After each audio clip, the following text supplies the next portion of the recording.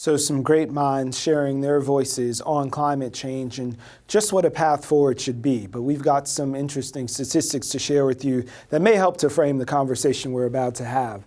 So first up here, CO2 emissions. Now this is carbon dioxide. It's a naturally occurring thing, but we've so accelerated the pace of CO2 past anything that could happen in nature.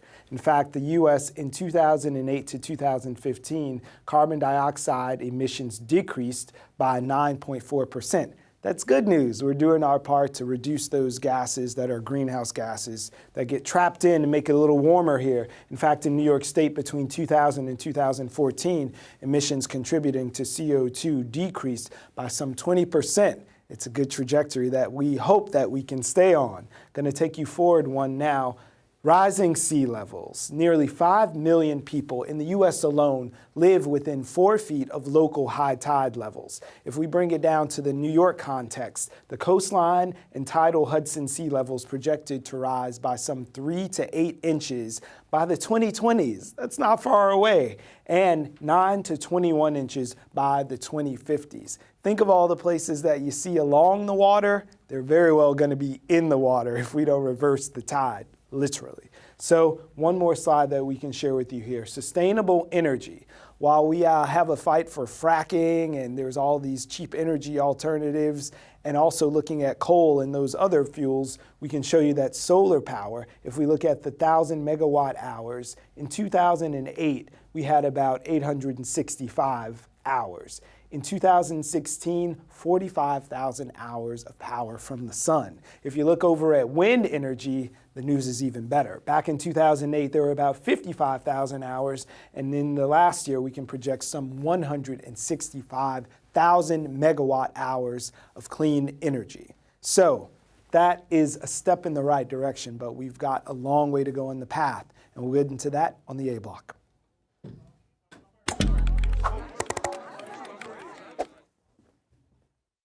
Well, as Brian showed us during President Obama's 8 years, we can point to success in addressing climate change, but now what? Donald Trump's hostility to climate science threatens the movement and could even encourage more climate change deniers.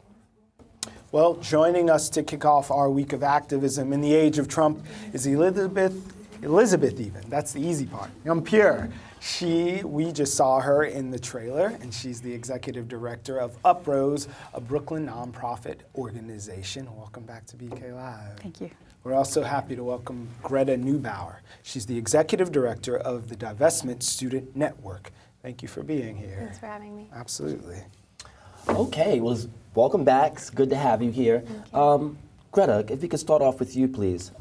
We know so many times in this country that mass mobilization a lot of times comes from the youth and college campuses.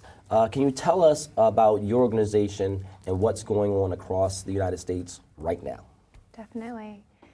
So today, students across the country are taking action for fossil fuel divestment and reinvestment. This is a campaign that has existed for a number of years and spread to hundreds of campuses across the country and all around the world.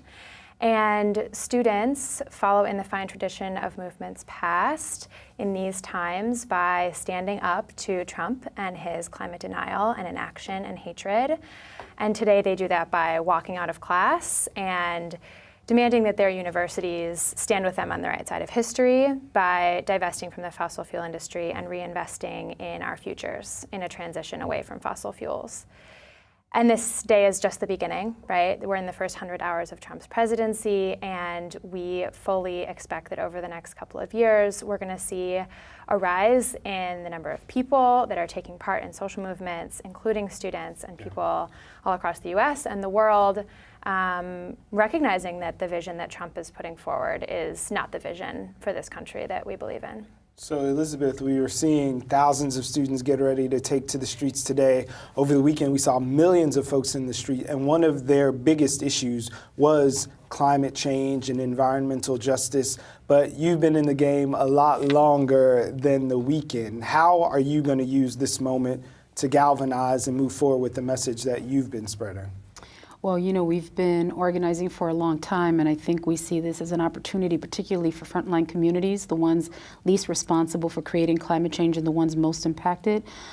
We work in an intergenerational way, and so we are already planning the next New York City Climate Justice Youth Summit. We hold the largest gathering of young people of color on climate change in the country. We've already had a training which we had on Martin Luther King Day for our youth leaders. We started from the moment that it appeared that he was going to win. We were already preparing for what the next few years would look like, looking at it very locally. What are the opportunities in New York City? What are the things that we can do to go 100% renewable? On the statewide level, we're part of a coalition called New York Renews, which is looking to make the entire state 100% renewable. So, so we're looking at it in a multifaceted way because it is a complex problem and it's going to end up in a lot of places that people don't expect. How do we make sure it doesn't end in the trash like so many of the signs from yesterday? How do you bring people into your organization who may not even realize that there have been people on the front lines from Black and brown communities doing this work?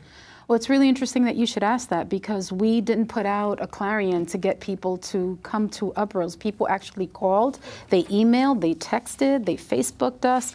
They asked, how can we be part of your organization and how do we show up in a way that is respectful of frontline leadership? And so we didn't expect that. And in fact, as a result of that, we contacted one of our funders and said we need to hire a volunteer coordinator, and we did. And we did hold an orientation for those volunteers. And so we are integrating now new voices and people who have not been part of this work and want to be able to work in a very different way than they have in the past. This election made that possible. Well, in the wake of this election, do you find that that this sort of tactic will be sustainable? Will the student walkouts be sustainable? I have no doubt that we're going to see incredible work by social movements, as Elizabeth was saying, on every level over the next couple of years. I think we've seen throughout history that in moments of increased repression, we also see increased organizing and increased work on social movements. And students are already preparing for the rest of their spring of escalation on their campaigns, and folks across the climate movement and other movements are figuring out what comes next, right? We don't know exactly what Trump is going to do, but we know that he has made clear that he is on the side of the fossil fuel industry, that he is on the side of hatred and bigotry, and this is not our side. So we will continue organizing with all of our allies in this movement and across movements to build a very powerful movement composed of many different campaigns that can address this problem at many levels. So some of those campaigns, I know you're part of that working group that is getting New York City together, but there was a call, I remember, for getting New York's pension funds divested from fossil fuel and these other bad actors environmentally. Where are we with that? Well, there's actually a meeting today about that very issue. There's folks from all over the city and the state who have come together to work on this campaign. And it's a hard battle.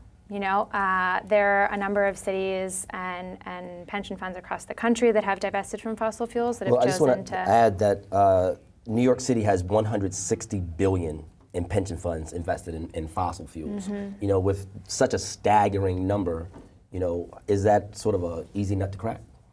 Well, we'll see, right? And I think really, for me, it all comes back to whether or not we're able to build a powerful enough movement to push them to make the right choice, right? No one divests from fossil fuels, with the exception of a few very mission-aligned organizations, without a social movement that pushes them to do so. So really, it's up to the people of this city and this state to make very clear that we do not support the work of the fossil fuel industry, and we will do everything that we can for as long as it takes to facilitate our money going into businesses and an economy that is going to meet the needs of people and planet. So Elizabeth, on that same steam, we know that if we, well, it's theorized that if we were to shift that money and make America the leader in renewables and really making the power of the future, instead of promising coal miners that their jobs are going to come back, we could be leaders. But in that film, you also said we need a cultural shift.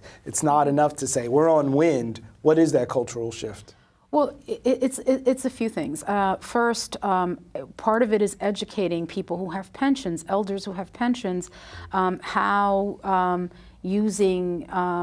how investing in divestment, right, is going to benefit their grandchildren and future generations. I don't know if any elder woman who would want their grandchild not to have that kind of future. So it's not just enough to mobilize and agitate. We also need to educate people on the ground so that they actually know specifically how the decisions and the recommendations that we're making are going to benefit or affect them, right? Because that's being left out.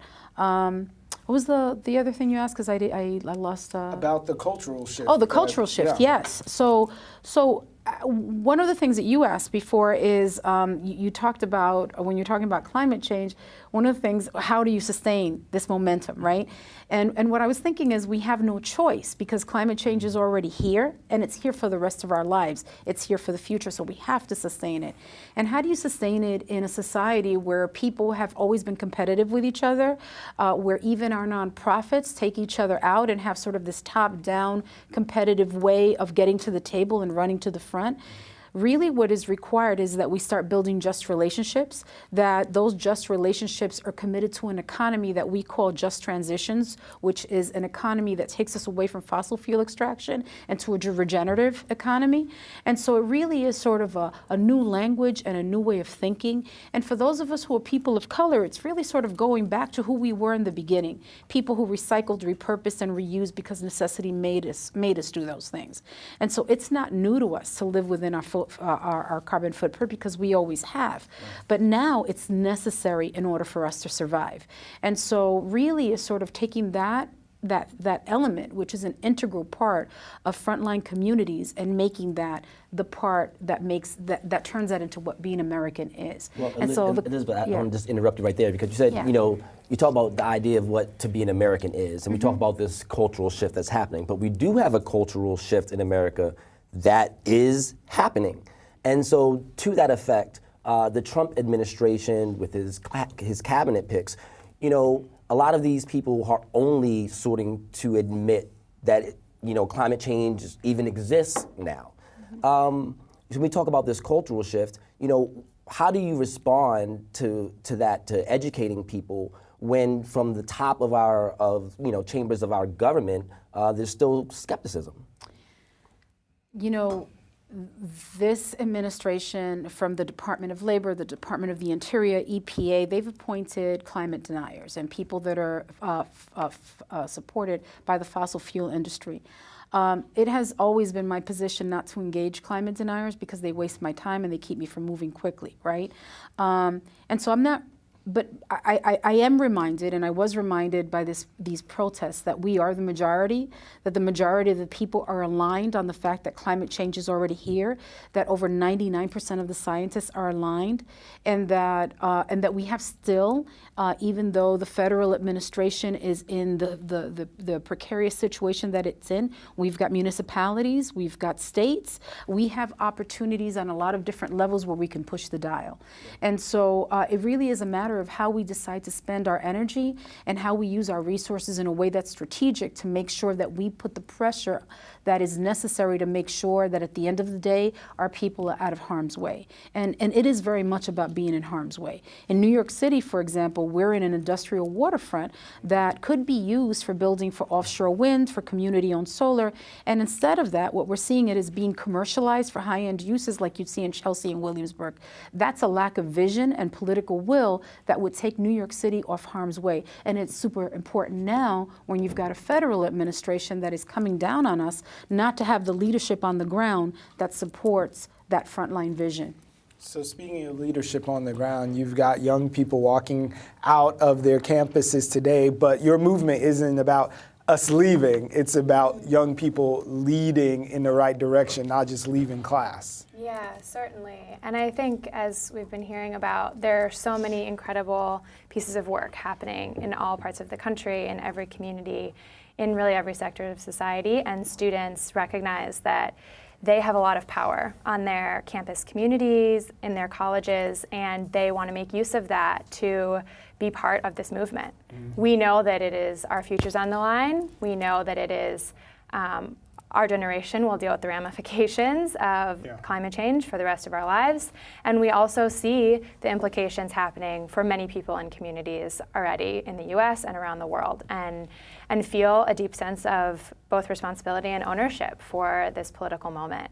So I feel very blessed to be part of a movement of young people who understand that and who are really understanding that the community that they should organize in is the one in which they're most powerful. And many of these students have access to endowments in the numbers of millions and billions of dollars, and are able to move their universities and move students on their campuses to stigmatize this industry that we know is not fighting for the future that we believe in. How can people reach out to your organization to get involved? Sure. Well, today we are tweeting and Facebooking and all of those things with the hashtag #ResistRejectDenial for the walkouts. And going forward, we're going to be supporting students to escalate on their campuses throughout the spring and take part in larger mobilizations. Our name is the Fossil Fuel Divestment Student Network, and people can find us on the internet. And we have campaign coaches around the country who support students to run campaigns. That's what I got. Well, in addition to watching In This Climate, let's get your volunteer coordinator hopping in their new position. So how else can we engage with UPROSE? Well, Antoinette can be reached at volunteer@uprose.org. And we're located on 22nd Street in Southwest Brooklyn in Sunset Park. And we can also be reached through Facebook, through Twitter, at UPROSE, and on Instagram. And we've got this upcoming Climate Justice Youth Summit, which is going to be huge. And this year, we're partnering with the Climate Justice Alliance, which is a national organization made up of frontline communities. And so we think it's going to be bigger than ever. The last one had about 750 young people show up, and we think that this one will be bigger. So we've had a lot of teachers reaching out to us, a lot of folks that really want to make sure that their children or their young people understand the intersectionality between all the issues in our community and climate change, and so we are excited about it. We also think it's really important that we be intergenerational, and that our elders, our young people, our children, that leadership be defined by having everybody at the table. And so this is one of those events that is staffed by us, but led by our young people. Awesome. Yeah, thank you. Yeah. Thank you both for being here. We appreciate it. Thank you, ladies. Thank you.